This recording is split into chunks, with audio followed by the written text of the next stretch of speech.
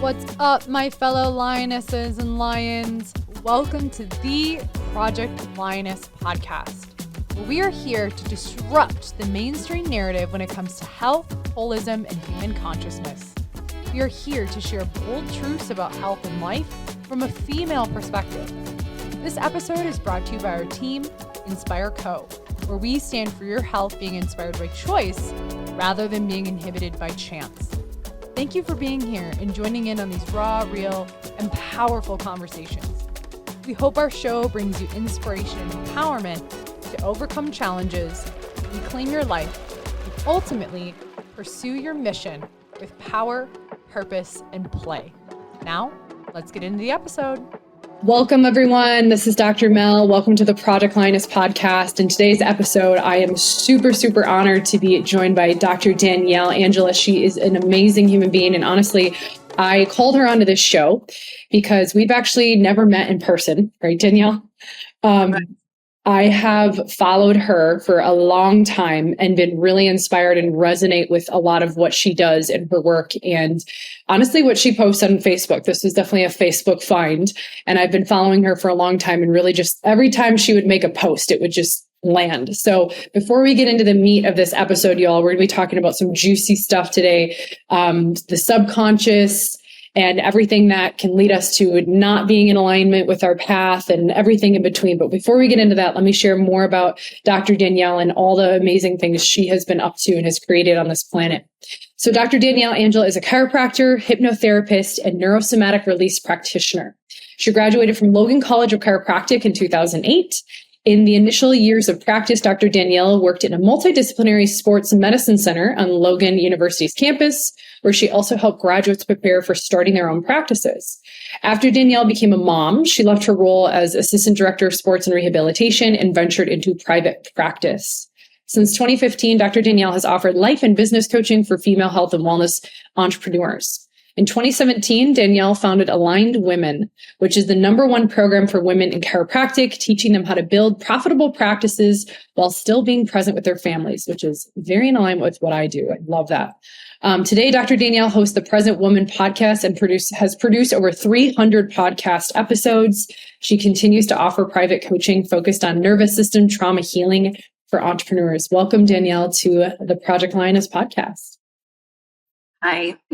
I'm like, oh gosh. Okay. That's, I don't know, the second time I've heard someone read my bio in the last couple of days. And I was just having this moment of like, wait, is this really about me? Cause I feel like it's not when I read it myself or when I hear other people say it. Such a strange, it's like imposter syndrome. Right? Totally. Yeah. I'm glad that you say that, because times that I've been on guests, I'm like, there's definitely some things that are like, not always said in the professional speak we question, is that really who we are? And on paper, it can sound great. And yet beneath the surface, what's really there? So I'd love, Danielle, like I was saying to our audience, I'd love to hear about your journey, your story. You have some depth to your lived experience. And those are the type of people I like to bring on, is just people who can like get to the chase and are raw and real. And I'd love to hear more about, you've got a journey, and I know there's more to share even beyond your bio, but what got you to this place of now? I know you're in coaching and shifting the way you work with people, but tell us more about your journey, about just being a woman and chiropractor and all the juicy stuff. Oh my gosh. There's like so much to talk about that's not in my professional biography, that is not included when I go teach continuing education classes. It's not the professional kind of stuff, but it's like initiations through real life experience that I feel like are actually so much more impactful and I don't know, important, I guess, than any credentials or degrees or certifications. Obviously being a mother is one of those, and that's like a whole thing in and of itself. I have 3 biological children, and then I have like bonus kids too. And my daughters, they are all so much alike and yet also so different. And so being a mom to each of them is like a different experience in and of itself. I've been divorced twice, which I never set out to, be divorced twice. Like, who really does, I guess. But I'm still coming to terms with like, yeah, I'm 44 and I've been divorced twice. Okay. But each of those experiences also have brought me some of the most important lessons, the most important growth opportunities that I've had in my entire life. Obviously, I mean, it sounds kind of like cliche, I suppose, when I say it out loud, when I hear myself say it, but man, it's really true. It's just so true. And I think it's true when we choose to look at it that way, right? When we choose to not be a victim of our history, but become that master of our destiny. And that's why I really wanted to bring you on, because I know that, again, you have a lot of like lived experience of things that you've gone through that I think really resonate with the women who listen to this. Thinking that we, have to live into these identities of our past, like, oh, I'm divorced, and it's common for people like, oh, I'm sorry or whatever, but it doesn't have to be that way. It can turn into that powerful lesson, like you said. So anything more you want to share? Otherwise we can like go right into the meat of it. But also anything you want to share that you've experienced or been up to, so the audience can really like know more deeply who you are and what you've experienced.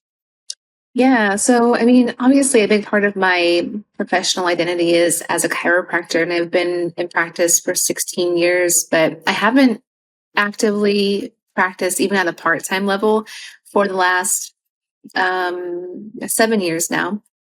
And that's really weird to say. When my youngest daughter was born, she just turned 7 a few days before us recording this podcast.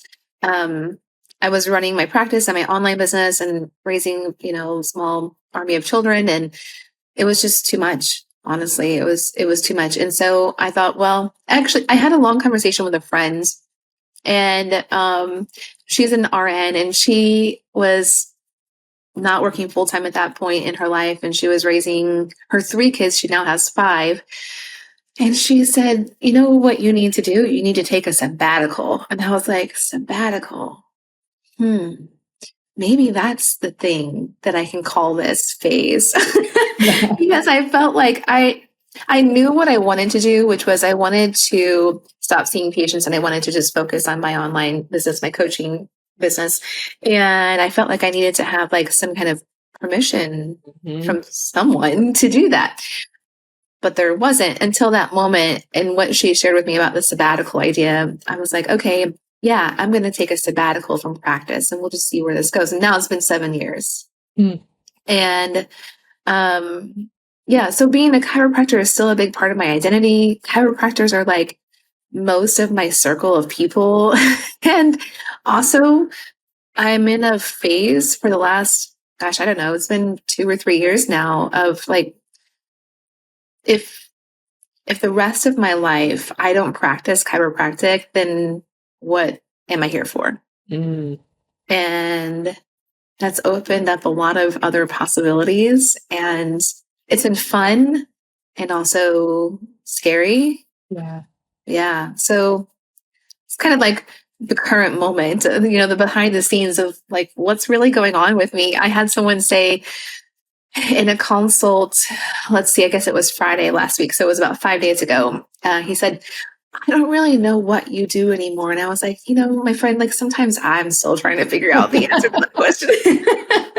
Do we ever really know? Right. It's like right? you shift your brand, or you shift I love everything you said. And there's a few things I want to like highlight and come back to that I think are really important. But do we ever really know? Like we think we've nailed our brand, or we've nailed our, niche, or we've nailed this thing, and then life changes and there's a metamorphosis that happens. And it's like, as soon as we get momentum, we're meant to evolve. We're not meant to stay the same, at least in my opinion, in my illusion or delusion or reality that I live in. Right. We're always a work in progress. But I love, Danielle, what you said, the word like too much. And I want to dive into that because I know that's something that you really help people with, of what are these subconscious patterns that lead us to, and maybe they're not even subconscious right away, they're actually super unconscious. What are these patterns that lead people beyond chiropractic, right? But you and I both play in that realm quite a bit. You had mentioned it got to be too much. And I know you were a master at supporting people in those patterns and burnout, and how it can go all the way back to childhood, right? Which is for sure, yes. facts. what were some of the indicators that you started connecting with or having this like, oh shit, this is not it, right? Like what was that for you? And or how do you start to catch that for your clients or people that you work with? Because I think that's a big thing that I see in the women I serve too, is like they've missed some of those pattern things. And instead of listening to the tap on the shoulder, it's become like a freight truck that they get these wake up calls, right? Yeah. So what did you start to notice that led you to that point of like, this is too much, I got to pivot? You know, in the very like micro sense, like what happened on the day that I was like, I think I need to make some changes. I was seeing patients. I had a home office at the time, and my oldest child, she was 7, if I'm 7 or 8. We had a brand new kitten that was about 4 months old. And one of the children that was with a patient that I was caring for in my office had left my office area of the house and knew my daughter. They were the same age. And so they were like playing, and I'm thinking, they're okay. Well, things escalated. They're chasing each other, and my daughter goes running down the stairs to the basement of our house, and he's chasing after her. And there are 2 other kids that are also there now who I didn't realize were in my home. They were neighbor kids. So these 4 kids are all running, and my daughter goes running down the stairs, and 3 kids are running after her. She's carrying a kitten. She falls down the stairs, and she had a concussion, and the kitten's foot was broken. At first, we thought the kitten was no longer living. It was just like, I mean, thankfully, it was like just a concussion and just a broken foot. But in that moment, I was like, oh my God, like what we're doing right now is not okay. And I've advised so many people on like how to structure a home office and how to set boundaries and make sure that people stay where they're supposed to be and all those things. And I don't know if there was anything I could have done differently. Part of this was also that there was a very important person in my life at that time who loved chaos, thrived on chaos. And so no matter what I did, the chaos ensued. And if I said, no, I need this instead, then that person would step over that boundary because he knew that it purposely created more chaos, which made me unhappy. And honestly, also unhealthy. It just, I was like, I can't continue with all of this chaos all the time. I can see all of that looking back on it now, but just that day, my daughter falls down the stairs. We better take the kitten to the vet for an emergency visit after hours. And my kiddo has a concussion. And I was like, no, this isn't it. I need to pull back on something. And like I said, it was clear to me pretty quickly what it was that I needed or wanted to eliminate at that time. And yet it didn't feel so easy to do. Yeah. Yeah. As the challenge arises, right? Like sometimes alignment, and I'm curious your perspective on this, sometimes alignment in the beginning doesn't always like feel good, but deep down, it's what like your intuition is calling you to step into, even though it's scary. Like I think it can, from my perspective, and again, I'm curious your thoughts, like when there's these wake up calls or these opportunities to make a shift and stand your ground or reclaim your sovereignty, whatever phrase you want to use, that can be like the initiation of alignment, but it doesn't necessarily look pretty, right? I think about in chiropractic, when people are coming more into alignment in their nervous system, there can be retracing or detoxing that starts to happen. Yeah. So I'm curious your perspective on that. Like how is that then, how has that led to more alignment in your life, and how can we support like the women that you serve? How can they start to become aware of that too for themselves? I say this often, that doing the right thing also usually feels like the hard thing. And doing what feels easier in the moment is usually not the right thing for the long term. Yeah. And I wish that wasn't true. I wish it was just fucking easier. Right? Yeah, because I think also too, like the personal development industry, there's like this subculture in some parts of it almost where we're told like life should be blissful and easy. And man, I mean, yeah, that sounds great. And it sells, right? Because who wouldn't want life to be blissful and easy? Right. And the reality is that life is full of hard things, and the hard things are where we grow and we become our next level versions of ourselves. And so, yeah, I've really become adverse to the mantra, if you will, like follow your bliss. I'm like, have an easy life, sure. Like you're not going to reach your optimal potential trying to just live an easy life. Yeah, I 100% agree. That's like one of the reasons, some of the posts that you've made that I really resonate with. I'm like, yes, like someone is speaking to this and it's not just me. And I think, what I've found in that, what you're speaking to is that can be some of the distorted feminine where there's not, in my perception, enough of that healthy masculine of what is required to make those powerful, sometimes challenging shifts in your life of setting boundaries or saying no, or saying, you know what, this isn't working for me anymore. And being able to communicate that and not say just follow your bliss. Everything's fine. Everything's going to feel good and life's going to flow. And that's just not even the reality of how nature works. Like nature can be fucking destructive as hell, yes, right? She exactly. can throw storms, but that doesn't mean that that's not alignment, right? Yes. It's all in service of your like greater potential. And sometimes you got to go through the shit storms, right? So curious if there's anything more to speak to that in your perspective. No, I'm glad that you mentioned the natural disasters, storms, if you will, because the feminine is like soft and flowy and relaxed, calm, but the feminine is also chaotic and destructive and dark. Yeah. So we can't just take the light aspects and leave the parts that we don't like or that are sometimes hard or can feel scary because we don't know what the outcomes will be. Yeah. Very true.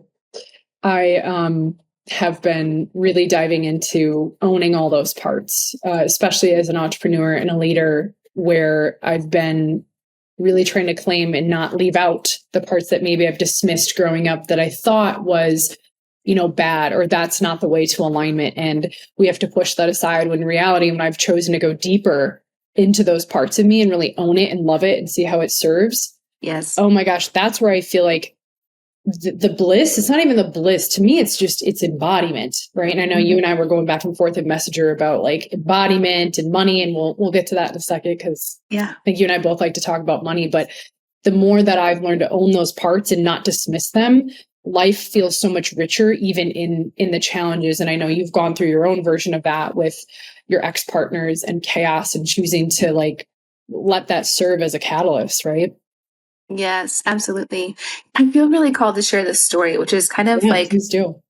It might seem off the wall or out of the blue at first, but I think that there's a tie-in here because as we're talking about like the 3D experiences of my daughter falls down the stairs and then I'm like, oh, I need to stop practicing. But it was 2022. It was my birthday that year. So it was July 29th, 2022. A friend of mine who had also been my coach for a long time and still is now, she was just hosting a circle on Zoom amongst friends. And my children were not home. They were with their grandparents. So I was able to log on and just kind of like be in space with my friends virtually. And this one particular person acknowledged that it was my birthday, and I can never express it the way that she said it, but what she said that day changed my life. It changed the trajectory of everything from that point forward.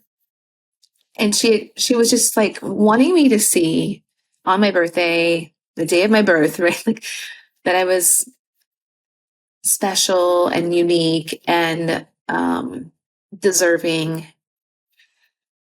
And she said something along the lines of, I had never acknowledged those things about myself, or I had struggled to acknowledge those things in myself because my biological father was not a part of my life and basically had surrendered his parental rights when I was an infant, which really left an imprint on me that I was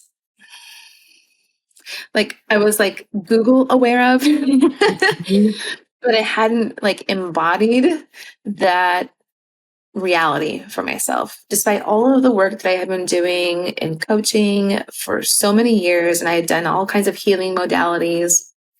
I was only wanting to focus on like, what am I experiencing right now? I don't ever want to look back. My childhood was too painful. I don't want to deal with that stuff. And I had this story that like, well, it wasn't really that bad, so it can't be a problem.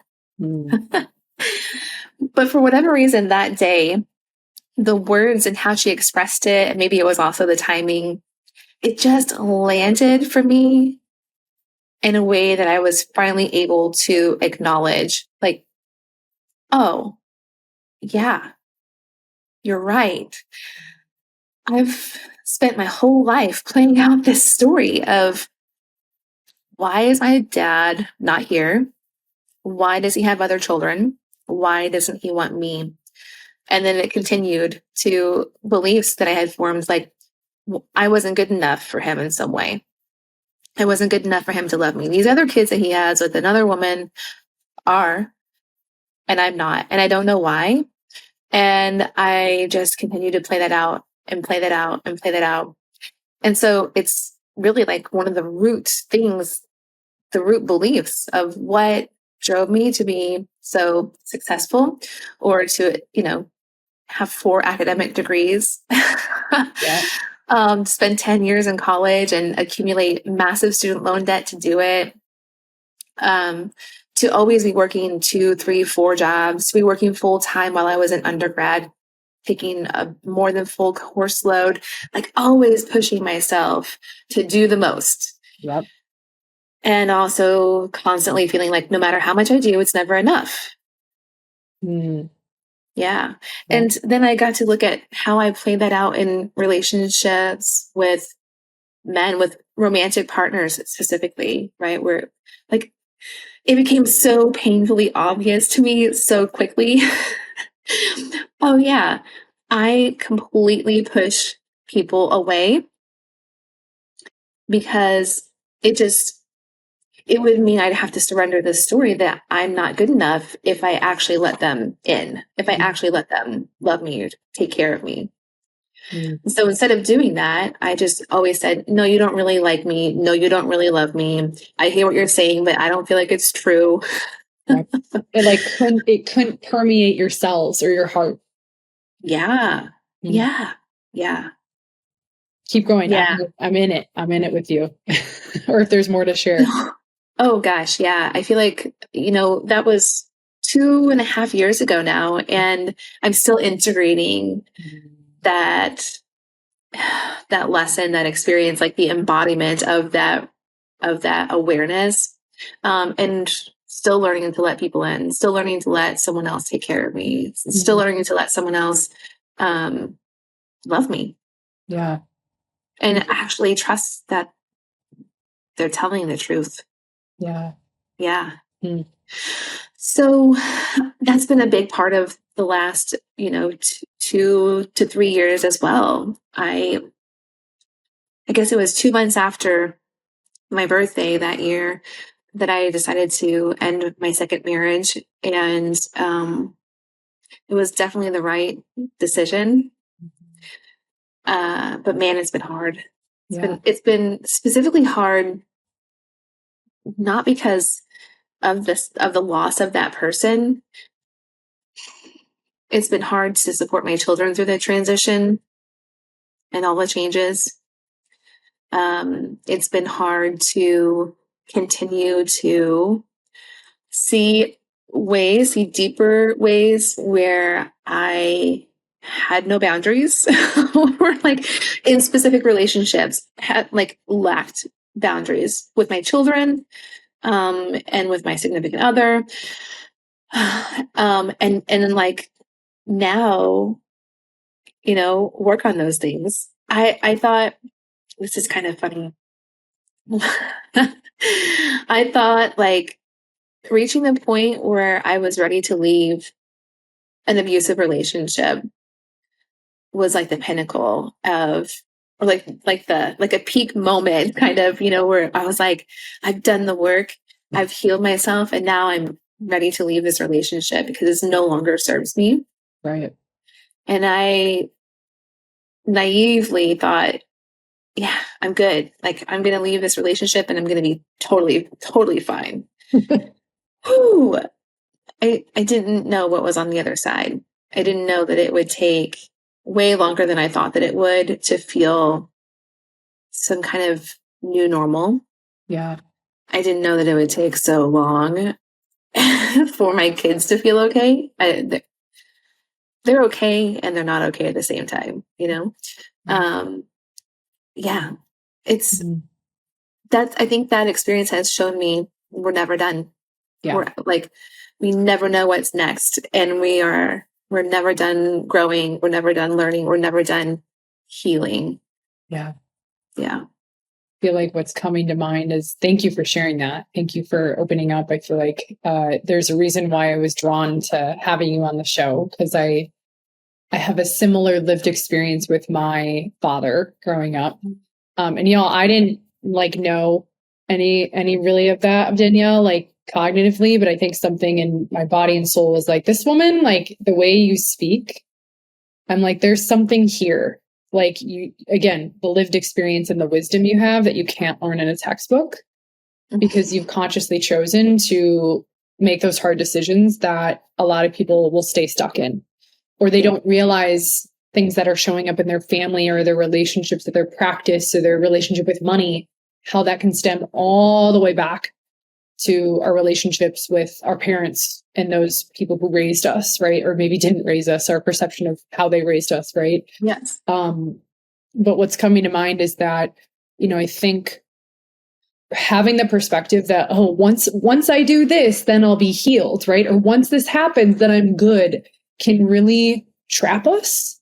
And I see that even in like the chiropractic space, where people will come in and they're like, oh, once this goes away, everything will be great. Or once my pain disappears, then I'll be good. It's like, no, things will just change form, because that's a law of the universe, right? Where nothing ever really goes away. It just changes form, the law of thermodynamics, right? And so I love that you spoke to that, where embodiment or alignment or whatever you want to call it, turning the subconscious to conscious to super conscious, it's a continuation and it's a journey. And it doesn't have to be like, it can be hard, but can also be super fulfilling at the same time. You may not be happy every day. You may not be blissful every day, but that work and those choices, and I'm hearing that you've made, and I'm sure are continuously making, especially being a mom, like that's where the fulfillment, to me, at least, life comes alive. Like you're alive, right? You're not bypassing things. You're not running away from things or living in,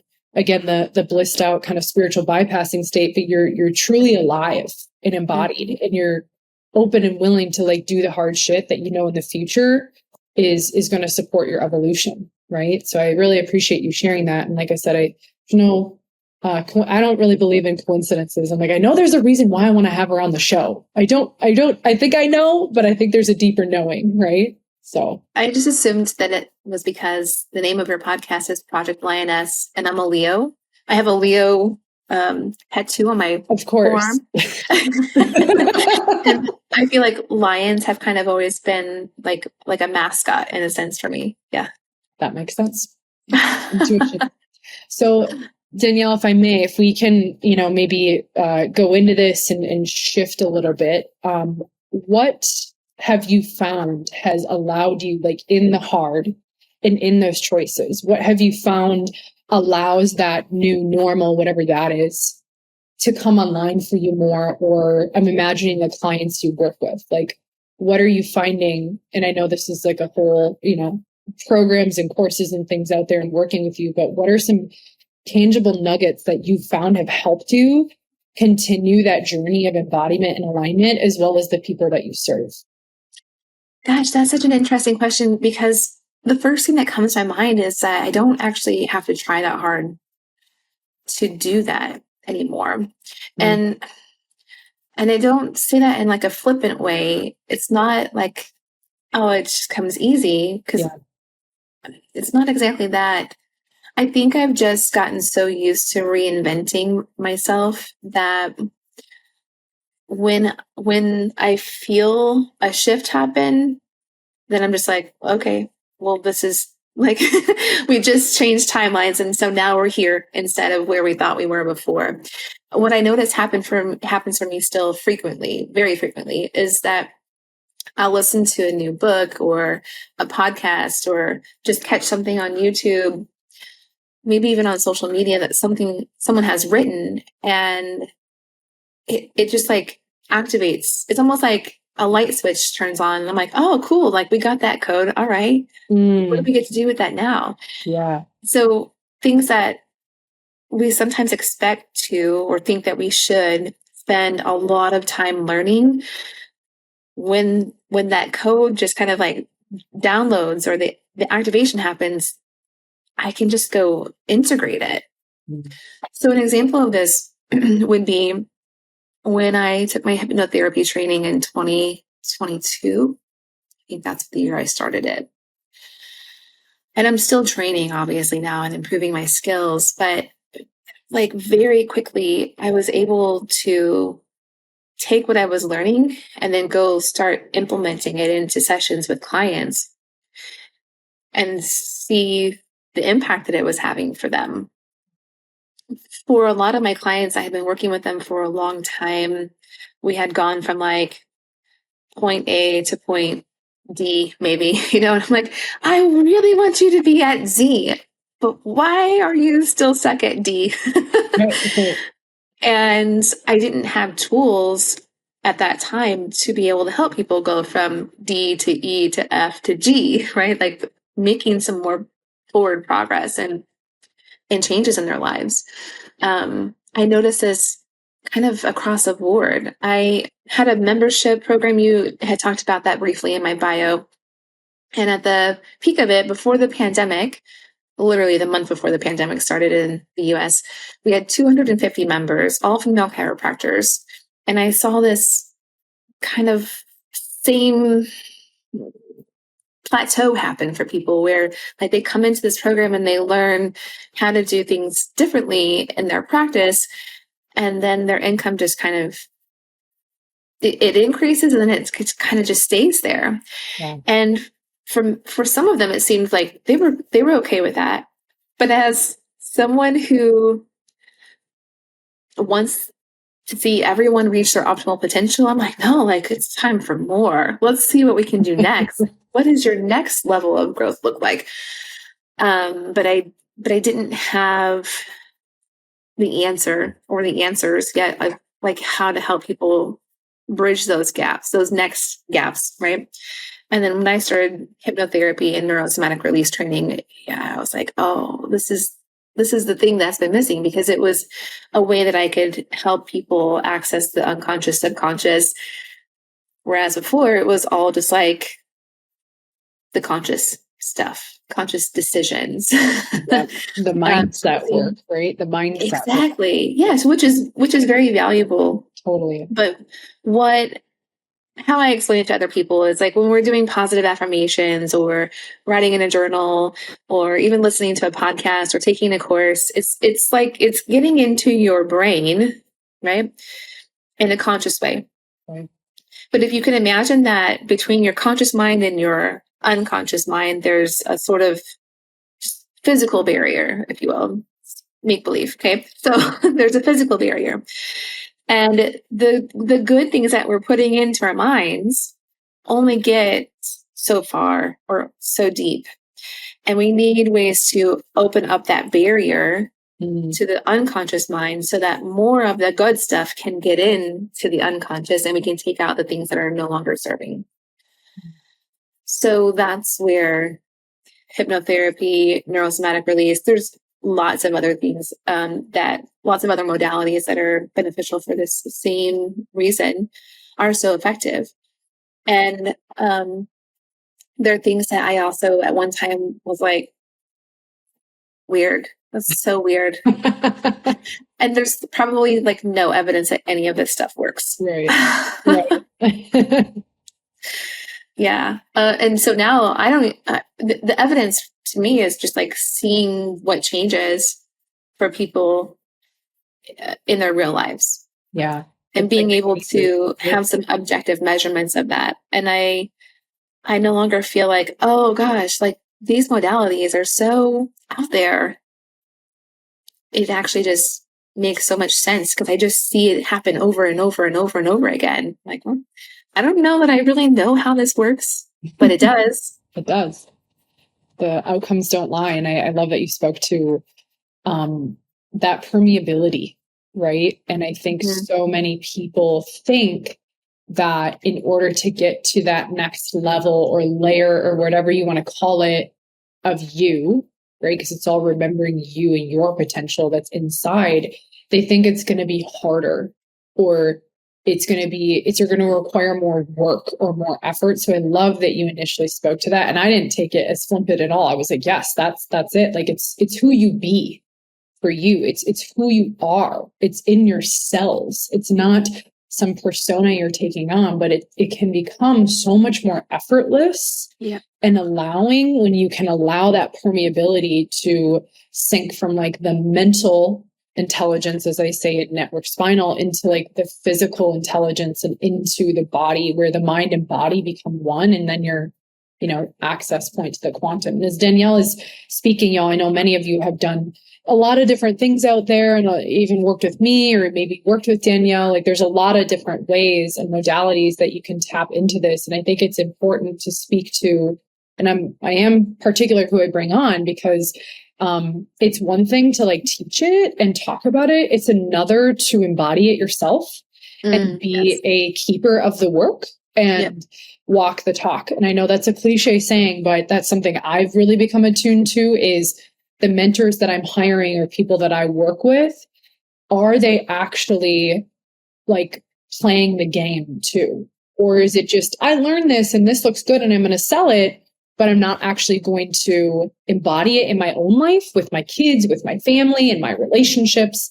So that's something I really am attuned to is like, yeah, they're saying all this, but like, what are they actually doing? And do their actions match their words? Does their embodiment match what the education that they're delivering to humanity, in my opinion?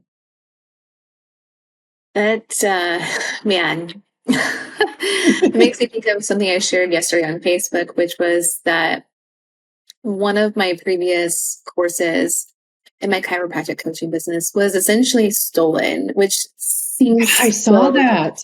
mind-boggling to me.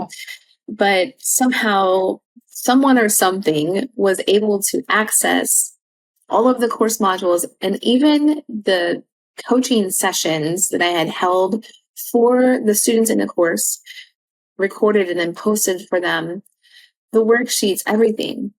They had downloaded it all and then included it in this bundle that they were selling for like dirt cheap.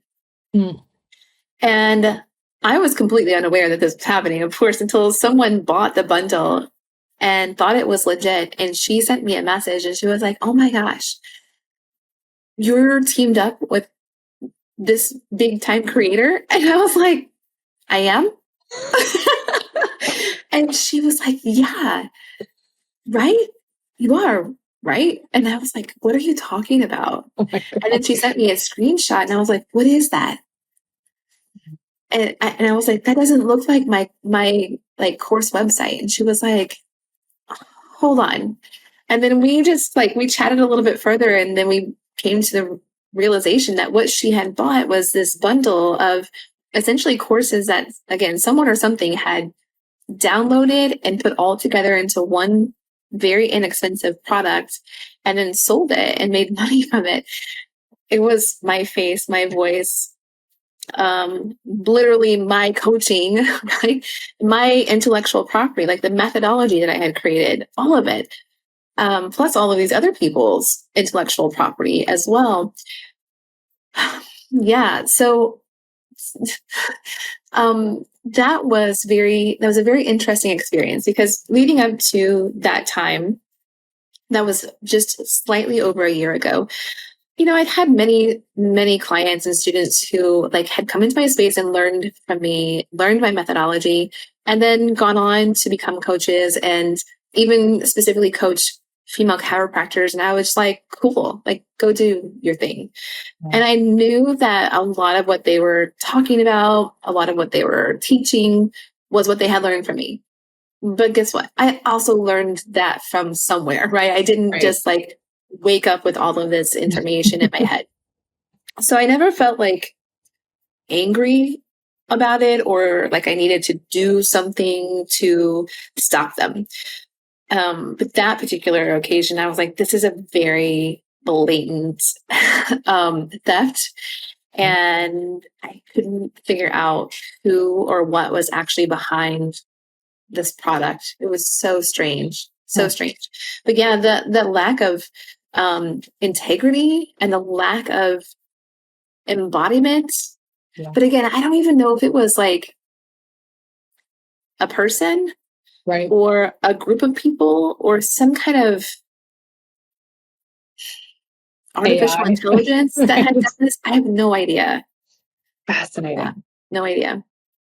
I know it's like fresh. And I did see your post and I was like, damn girl. And it, I had another friend where that happened to him. And I was like, well, I know people say like they see the value of what you've created and they take it and distort it. But clearly like you've created something very powerful to the point where the dark side comes in and it's like, this is great. Let's, and I'm, making light of maybe challenging situation for you right now, but you've probably heard like, oh, the highest form of flattery is, mimicry. And it's like, yeah. And like, it's a shitty experience at the same time, right?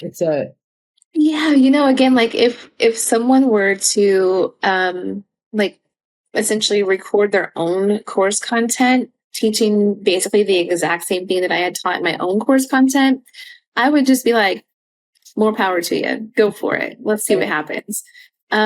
This was not that. Like they literally had my videos. Your face. Yes. That's fascinating.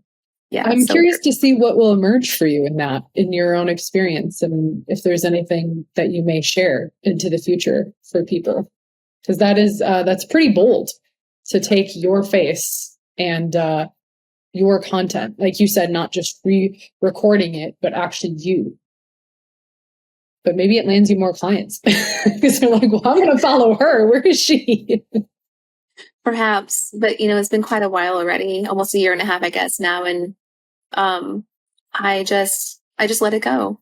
Yeah. I don't even sell those courses anymore. I just let it all go. I was like, this is done. Yeah. It's your metamorphosis. Yeah. Well, speaking of like your posts, I know you've, and what you mentioned earlier with people when they hit ceilings and things and what you've posted a lot online, I know that you've been talking a lot more about like debt and money, and you've got some really great, great,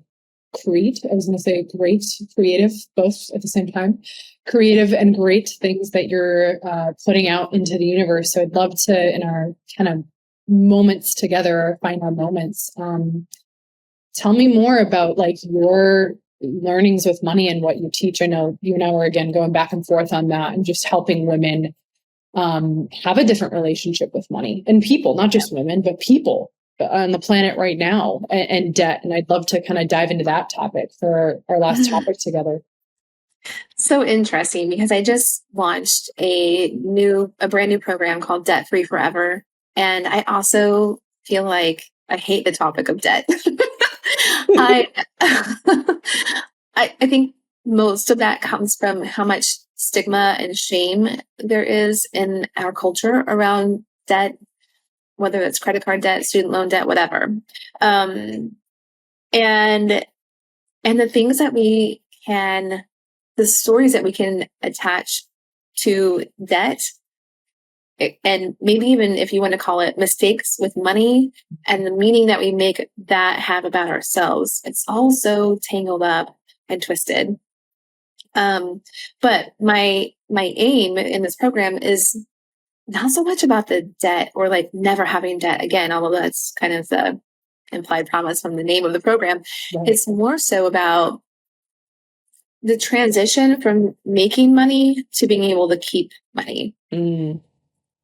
So an example of this, well, I've been a lived example of this. We'll come back to that one. But the first one is I have clients who have an osteopathic practice, and they've been in practice about the same amount of time that I have. So roughly, no, what am I thinking? Less time, roughly 7 years, 8 years maybe.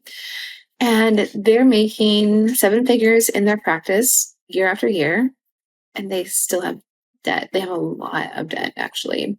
Yeah. And it's not because they don't make enough money. They make plenty of money. It's because there's multiple reasons, but one of them is it's in their field collectively, together and individually, that they cannot hold large amounts of money. And as soon as they have a large amount of money, they've found a way, or a way shows up for it to disappear. Yeah. And it always seems valid. Yep.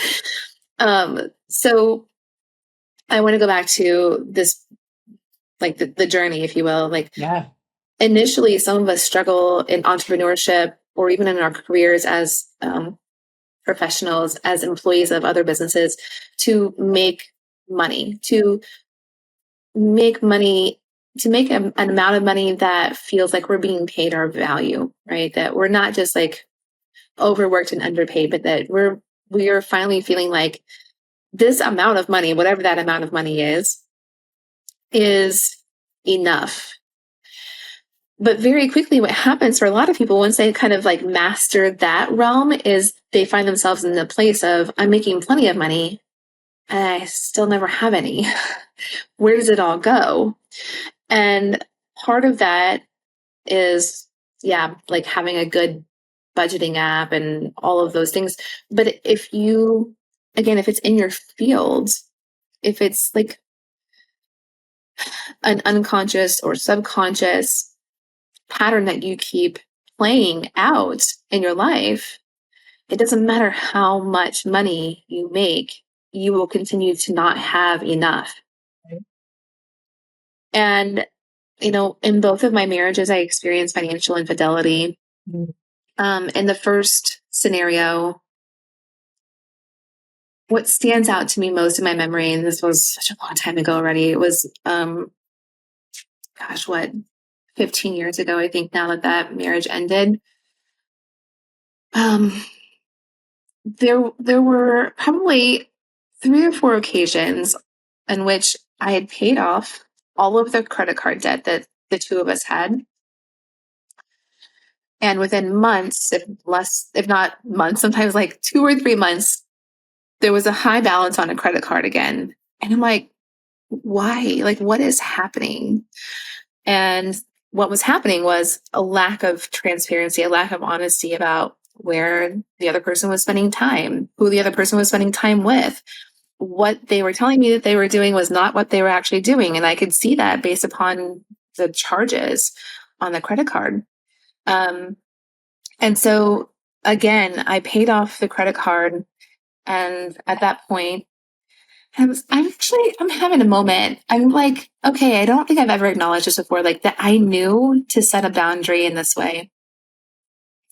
Because I was at a point where I didn't feel secure. I didn't feel safe in this relationship anymore. Yeah. Have your moment. But I set this boundary. I said, if this happens again, this will be the end of our marriage. Yeah. That was in May.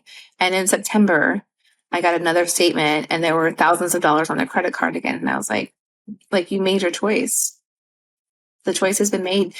And it's not easy ever to hold someone accountable in that way, especially with such a big thing, right? As like a marriage. We didn't have children though. And so it made it, I suppose, easier easier to be able to say, that's it. Yep. I said, if this happens again, this is the end. And it happened again. So it's the end. Yeah. And I thought, that was just kind of that, right? It was a relatively low conflict divorce because, like I said, we didn't have children. We decided on our own who was going to take what and keep what and which pets were going to live with who. And that was it. And then roughly 12 years later, I realized, oh, what I'm experiencing is financial infidelity again. Yeah. Okay. So at that point, then I had a choice. I had a new choice available to make, which was to just like look at it as like, this is what's happened again. Or I could ask myself, why am I experiencing this again? What is it about me that has brought this back into my life again? Because this time I was making plenty of money. I was making more money than I ever thought possible and still felt like it was disappearing and didn't understand where is all of this going. And it wasn't until going through a legal process of discovery that I realized like there was actually a much bigger problem going on than what I was aware of. Mm-hmm. And I will never know all of the details, but I've come to a new level of acceptance of that, right? That like, I'm never going to know the truth fully in this life. That's okay. It doesn't matter. All I can do is focus on myself, my part in this, and who I need to be so that my next reality is not this, that I'm creating something different moving forward. And a part of that for me became a commitment to myself and in a sense to my children too, that I was going to be debt free. And that meant paying off my student loan debt that I had been hoping somebody or something else would just magically make go away. And also ensuring that I was building wealth instead of just making a lot of money only to feel like I'm just getting by month after month after month. Yeah. So a huge part of that for me then became about really looking at my own spending habits. And I'm still in process with that. And I think I will be for a long time. I don't feel like a master of that because, a way that I felt loved as a child was by being given things. My grandma was a very strong influence in my life. And she was known for not outwardly being very kind or affectionate or loving or bubbly or joyful. She was very generous, though.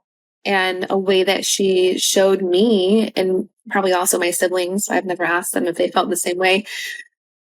A way that she showed me that she loved me so deeply was by making sure I always had everything I needed. And I've done the same thing with my kids to a fault. Yeah.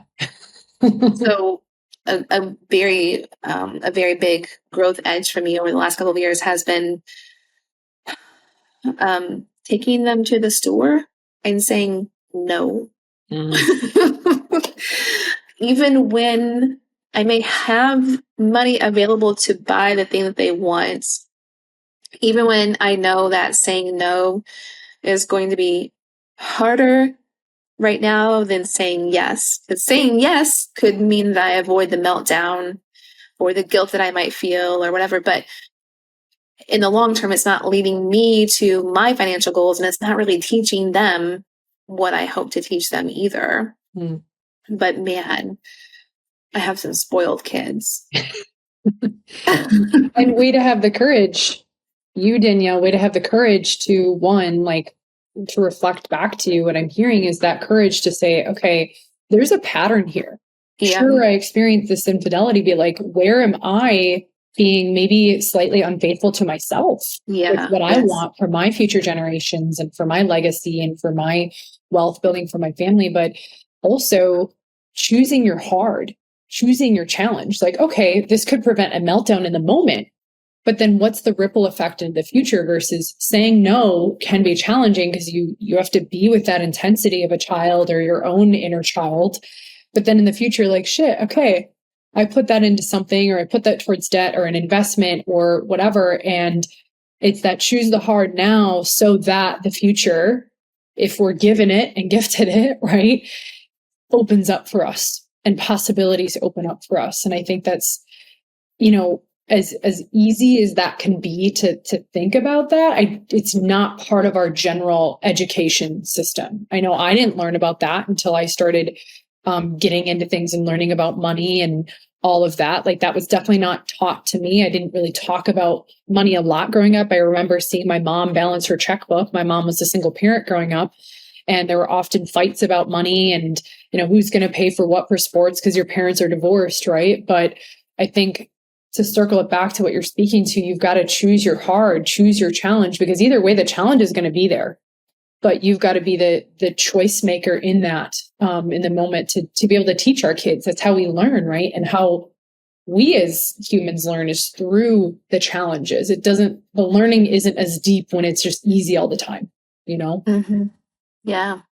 So speaking of more money, or is there anything else you want to expand upon that? Because I know you've got some goodies to offer our listeners. I do. Yeah. No, I think my thought was complete. Yeah. I love your ability to storytell. It's great. I'm like so in it with you.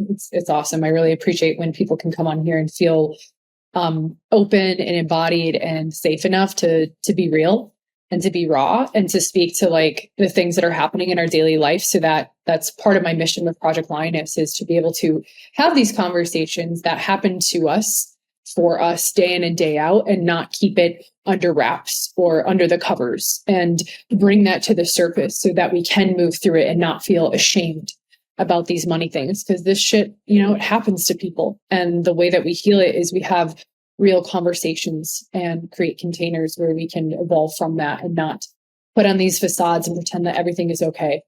People are swimming in, hundreds of thousands of millions of dollars in debt, and they're afraid to talk about it. So absolutely. That's just my opinion, but it is my podcast. So you guys, Dr. Danielle has something that she's been working on that she wants to share with you all. And I'm going to have her share. It will be in the show notes in this episode when it releases, which will be a few weeks from now from this recording.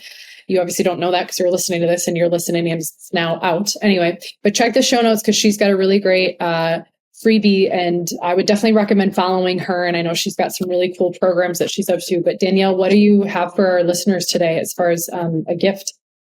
So I can't believe that I'm going to say this, because there was a time not very long ago that I was like, I am not on board with all of this AI stuff. I don't think that this is okay. But I suppose you could say I've embraced it now, at least to a certain extent. I do use ChatGPT a lot for a lot of different things, all the way from like helping me brainstorm an outline for a new course to like organizing my grocery list by aisles in the grocery store. I just recently wrote a prompt in ChatGPT that helps people uncover their money mindset blocks and even gives them actionable steps to work on those blocks. When I first wrote it, I was like, I don't know if this is going to work. It seems like it's working for me. Cool. So what I did next was I just like asked a handful of people that I trusted to test it out for me and see what did it show them. And they each were like, oh my gosh, this was very eye-opening. I'm like, okay, cool. So let's share it with some more people. And now hundreds of people have gotten access to it. And I just keep getting messages every day that are like, I feel so called out, or like, this was very revealing. Thank you, I think. And it is definitely inviting people into some deeper level of awareness of things that they might not have been able to see before. It's really just like answering some questions, writing them out, and then typing it into your ChatGPT account and just taking the feedback that it gives you. But yeah, I'm excited to see how it's impacting people already in the last, I think it's been 3 weeks since I wrote it. I'm excited too. for everyone that's listening here, if you'd like to go grab it, it's very easy to download. You can go to the moneymindsetagency.com/chat, and it's free. And I even included instructions if ChatGPT is kind of new to you or you're not really sure how to use a prompt that someone else has written. The instructions are all in the download. Thank you. I'm excited for that too. So for those of you listening, you can grab that link in the show notes. I love that you're embracing that. My husband has definitely got me on the AI train as well. It's can definitely be a game changer for some of those things and help dig up some of that subconscious. So thanks, Danielle, for creating that. So like I said, for all of you listeners, grab that link. That is her gift. Thank you so much for sharing that. Anything else, Danielle, that's on your heart that you want to speak to as we wrap up? Totally random, but related to what we were just talking about. My significant other wanted to get a new tattoo and used ChatGPT to design the tattoo. Like, he told it what he wanted the tattoo to include and kind of like the style of art. And what it gave him back the first time, I was like, not it. And then he just kept working with it, like giving it feedback. And now what he has gotten from ChatGPT for this tattoo that's in the works, I'm like, I can't believe I can't believe how accurate this is. So just an example, I think for a lot of us, when we think about entrepreneurship and AI, we're feeling kind of weird about having AI write content for us or like basically replace us on social media or on the internet. And I'm not down with that at all. I don't think I ever will be. I hope I'm not. But in simple things like organizing my grocery list or designing a tattoo is really cool. Yeah, it's that brain power that we get back to be in our creative, zone of genius, right? To be in that state that we were designed to be in as human beings. I think that's very well said. Well said. Yeah. Awesome. All right, my friends. Well, thank you, Dr. Danielle, for being with us. Thank you for sharing your story, your journey, being raw, real, bold, and allowing us to uncover our own unconscious and step into our own power and be able to own our game with money as well. So there's a lot of nuggets in this episode, you guys. So definitely listen to it twice. If you know anyone who would really resonate, please share this podcast. And as always, this is Dr. Mel, your host, and I'll see you in the next episode. Peace. Thank you for joining the Project Lioness podcast. Did you find value in today's episode? Help us impact the lives of others by sharing this podcast with someone you know who would resonate and benefit from the Project Lioness message. Excited to hear more? We invite you to subscribe on whatever platform you're tuning in on. And we'd be so grateful for you to leave us a review about what you enjoy most, as well as what you'd like to hear more of. Thank you so much for all of your support. Sincerely yours in power, purpose, and play. Dr. Mel with the Project Lioness podcast. Keep rising, keep roaring, and keep inspiring.